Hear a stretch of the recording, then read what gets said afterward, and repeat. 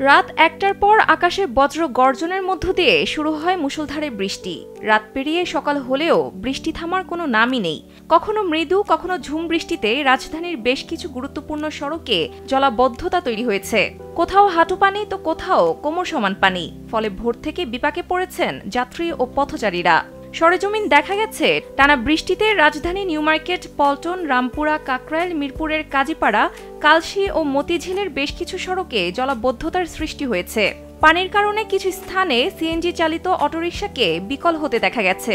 জীবন অবাক না করলে কে করবে? 28% মিল্ক ফ্যাটের অবাক করার সাথে ফ্রেশ মিল্ক পাউডার। জীবন অবাক করুক প্রতিদিন। এরই মধ্যে দক্ষিণ বঙ্গোপসাগরে বুধবার একটি শক্তিশালী নিম্নচাপের সৃষ্টি হয়েছে।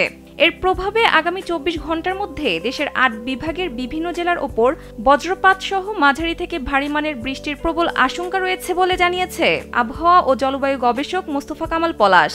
বুধবার সামাজিক যোগাযোগ মাধ্যম ফেসবুকে দেওয়া পোস্টে এসব তথ্য জানান তিনি।